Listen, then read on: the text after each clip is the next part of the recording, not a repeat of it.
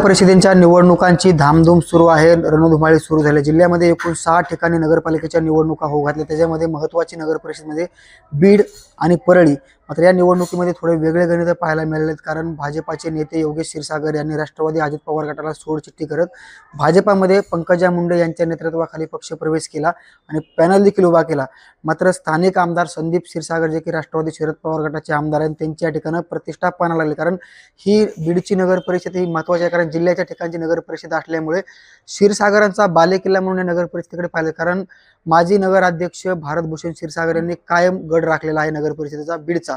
मात्र यावेळेची निवडणूक थोडी वेगळी आहे, कारण योगेश क्षीरसागर यांना खिंडीत पकडण्यासाठी काही लोकांनी प्रयत्न केलेले आहेत किंवा त्यांना पक्ष बदलण्यासाठी देखील काही लोकांनी अडचणीत आणल्याच्या बातम्या देखील आपण पाहायला मिळाल्या, कारण त्यांनी ऐन वेळेला निर्णय घेतलेला आहे. मात्र संपूर्ण विषय हाताळलेले आहेत किंवा पाठीमागे पडले आहेत. मात्र भारतीय जनता पार्टीच्या उमेदवार ज्योती घुमरे माझ्यासोबत आहेत. मनपूर्वक स्वागत तुमचं. तुम्हाला उमेदवारी मिळालेली आहे. तुमची पहिली प्रतिक्रिया काय आहे या निवडणुकीच्या पार्श्वभूमीवरती?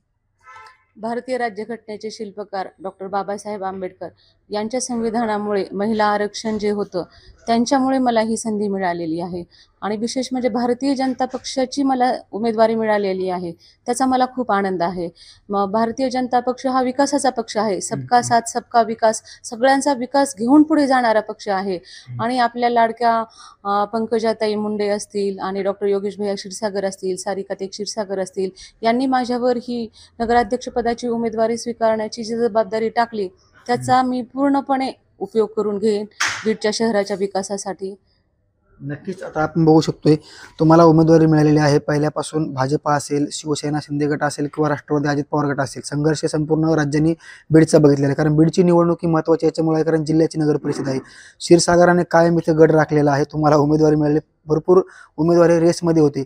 आता तुम्हाला उमेदवारी मिळालेली आहे. तुम्ही दारोदारी जाऊन प्रचार करताय. कसा रिस्पॉन्स आहे? कसं तुम्ही लोकांना फेस करता? तुमचा शेड्यूल कसा असतो नेमकी निवडणुकीचा? कारण ऐन वेळेला तुम्ही वैद्यकीय क्षेत्रामध्ये काम केलेलं आहे. हा शेड्यूल कसा राजकीय? राजकीय म्हणजे समाजसेवा करण्याची सुरुवातीपासून इच्छा होतीच. म्हणजे माझ्या घरी तसं वातावरण आहे. माझे सासरे भारतीय सेनेमध्ये माजी सैनिक होते. माझ्या आजोळी माझे आजी आजोबा स्वातंत्र्य सैनिक होते. तो एक वारसा मला लाभलेला आहे. एक मनात कुठेतरी होती इच्छा की आपण समाजसेवा करायला पाहिजे. आणि आम्ही ती बीड शहरामध्ये मागील 25 वर्षापासून आरोग्य सेवेच्या माध्यमातून करतच आहोत. आणि आता ही एक मला संधी मिळालेली आहे. आणि ह्या संधीचं ही मोठ्या प्रमाणामध्ये आणखीन बीडवासियांची सेवा करता येईल म्हणून हे पाऊल उचललेलं आहे. आणि त्याचा बीडवासियांसाठी आपण जास्तीत जास्त विकासासाठी प्रयत्न करू. त्यासाठी आम्ही आता डॉक्टर असल्यामुळे पेशंट आमच्याकडे येत होते आणि आता ह्या निवडणुकीच्या माध्यमातून आम्ही जागोजागी पेशंटच्या घरी जातोय. आमचा सकाळपासूनच प्रचार सुरू असतो. जेव्हा फॉर्म आमचा ॲक्सेप्ट झाला त्याच्यात आणि पंकजाताईंना आम्ही परळीला भेटून आलो. गोपीनाथ गडावर आपल्या माननीय गोपीनाथजी मुंडे साहेबांचं दर्शन घेऊन आलो. तिथूनच आमचा प्रचार सुरू झाला. तेव्हापासून लोकांमध्ये इतकं चांगलं वातावरण आहे की भाजपाचा पक्ष म्हणजे विकासाचा पक्ष. म्हणजे सगळे असं म्हणतात की तुम्ही निवडून येणारच. मात्र आता आपण बघू शकतो तुम्हाला उमेदवारी मिळालेली आहे. मात्र एक प्रत्येक व्यक्तीला असं वाटतं की बीडमध्ये काय झालं पाहिजे किंवा तुम्ही आम्हाला काय देणार? तुमच्याकडे नेमकी व्हिजन काय? तुम्ही लोकांसमोर जाताय, मतदारांसमोर जाताय, काय म्हणून जाताय? तुमचं व्हिजन काय असणार आहे येणाऱ्या निवडणुकीमध्ये किंवा निवडणूक झाल्यानंतर? आमचा एकच एजेंडा राहील की पूर्ण म्हणजे विकास करण्यासाठीच. भाजपा पक्ष म्हणजे सबका साथ सबका विकास. ज्या विशिष्टपूर्ण योजना असतात जसे की पंतप्रधान आवास योजना असेल, नगरोत्थान योजना असेल, स्वच्छ भारत अभियान असेल, 14वा वित्त आयोग असेल, अटल पाणी पुरवठा योजना असेल, रमाई निवास योजना असेल, ह्या सर्व योजना आपण केंद्र सरकारकडून मागून आणू शकतो. कारण केंद्रात पण भाजपाचे सरकार आहे, राज्यामध्ये पण भाजपाचं सरकार आहे. त्यांच्या जोरावर आम्ही उत्स्फूर्तपणे काम करण्यासाठी, यांच्या पक्षाच्या जोरावरच काम करण्यासाठी आम्ही या रिंगणामध्ये उतरलेलो आहोत. आपण बघू शकतो चौरंगी लढत होते. एमआयएम असेल, भाजपा असेल, राष्ट्रवादी अजित पवार गट, शरद पवार गट. तुम्हाला सुशिक्षित म्हणून पाहिलं जाते, कारण वैद्यकीय क्षेत्रामध्ये घुमरे कुटुंबाचं मोठं नाव आहे. तुम्ही सामाजिक क्षेत्रामध्ये देखील काम केलेलं आहे तुमच्या संपूर्ण फॅमिलीने. या ठिकाणी तुम्हाला उमेदवारी दिली गेलेली. महिलांसाठी तुमच्याकडे काय काय आणखी योजना आहेत किंवा महिलांसाठी तुम्ही काय करू शकता? महिलांसाठी विशेष आता मी डॉक्टर असल्यामुळं आरोग्यावर आणखीन जास्त भर देईन. महिलांचा शौचालयाचा प्रॉब्लेम आहे. पुरुष आणि स्त्री शौचालय आहे, पण महिलांसाठी वेगळं शौचालय काढण्याचा आम्ही प्रयत्न करू.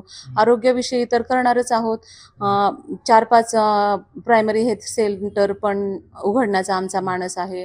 मल्टी स्पेशालिटी हॉस्पिटल असेल, सुपर स्पेशालिटी हॉस्पिटल असेल, वुमन्स हॉस्पिटल असेल आणि डोक्यामध्ये कॅन्सर निदान आणि उपचार केंद्र पण स्थापण्याचा आमचा प्रयत्न राहील. डॉक्टर सारिकाताई क्षीरसागर तुम्हाला त्यांची साथ आहे, कारण महिला म्हणून तुमच्या पाठीमागे त्या खंबीर उभा आहेत. आणखी महिलांसाठी उद्योग मिळाले पाहिजे, रोजगार मिळाला पाहिजे, त्यांच्या हाताला काम मिळालं पाहिजे, यासाठी तुमचे काही ध्येय धोरण असणार येणाऱ्या काळामध्ये? हो, महिला सबलीकरणासाठी तर आम्ही प्रयत्नच करू.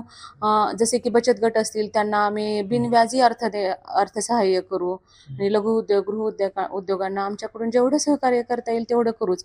म्हणजे महिलेलाच समजू शकते. महिला सबलीकरणासाठी आमचा प्रयत्न राहील. आता तुम्हाला उमेदवारी मिळाली, संपूर्ण महिलांना प्रतिनिधित्व करण्याची सरकारने म्हणा किंवा भाजपकडे देखील तशी रणनीती आहे की महिलांना पुढे आणलं पाहिजे.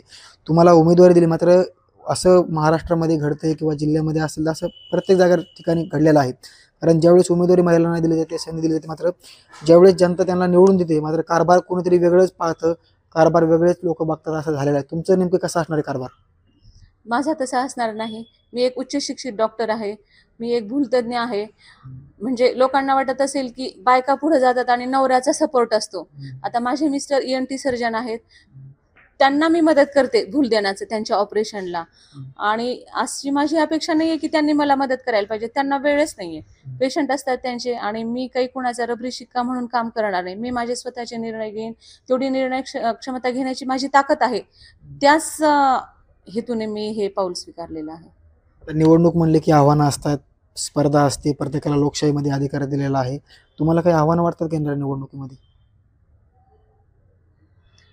आव्हान म्हणण्यापेक्षा आम्ही सबका साथ सबका विकास नागरिकांना एवढंच आव्हान करू की भारतीय जनता पार्टीला जास्तीत जास्त मताने निवडून द्या. अध्यक्षपदालाही द्या, बाकीच्या उमेदवारांनाही द्या आणि भाजपाची सगळीकडे कमळ फुलू द्या. नक्कीच येणाऱ्या निवडणुकीमध्ये बीडची जनता काय करते हे देखील पाहणं महत्त्वाचं असणार आहे. मात्र आपण बघू शकतो की येणाऱ्या निवडणुकीमध्ये भाजपा असेल, राष्ट्रवादी असेल किंवा शरद पवारांची राष्ट्रवादी असेल, या ठिकाणं निवडणुकीच्या अनुषंगानं या ठिकाणी निवडणूक लढवली जाते. मात्र भाजपाकडनं ज्योती घुमरे यांना उमेदवारी देण्यात आलेली आहे. त्यांनी असं स्पष्ट सांगितलेलं आहे की मी रबरी शिक्का म्हणून काम बघणार नाही, मला निर्णय घेण्याची माझ्यामध्ये कॅपॅसिटी आहे किंवा क्षमता आहे. वैद्यकीय क्षेत्रामध्ये त्यांनी काम केलेलं आहे. विशेषतः पाहायला गेलं तर बीडमध्ये चौरंगी लढत होती. चौरंगी लढतीमध्ये भाजपा, MIM, राष्ट्रवादी शरद पवार गट आणि अजित पवार गट, आणि जेणेकरून योगेश क्षीरसागर यांना अडचणीत आणण्यासाठी दुसरा राष्ट्रवादी अजित पवार गट देखील या ठिकाणी उभा ठाकलेला आहे. नक्कीच बीडची जनता काय करते आणि क्षीरसागरांचा बालेकिल्ला म्हणून बीडच्या नगर परिषदेकडे पाहिलं तर आणखी तेच घडतंय का हे देखील पाहणं महत्त्वाचं असणार आहे. साम टीव्हीसाठी योगेश काशीद, बीड. देश विदेशातील प्रत्येक घडामोडींचे लाईव्ह अपडेट मिळवण्यासाठी आता साम टीव्हीच्या सर्व सोशल मीडिया प्लॅटफॉर्मला लाईक, फॉलो आणि सबस्क्राईब करा. तसंच सर्व नोटिफिकेशनसाठी बेल आयकॉन प्रेस करायला विसरू नका.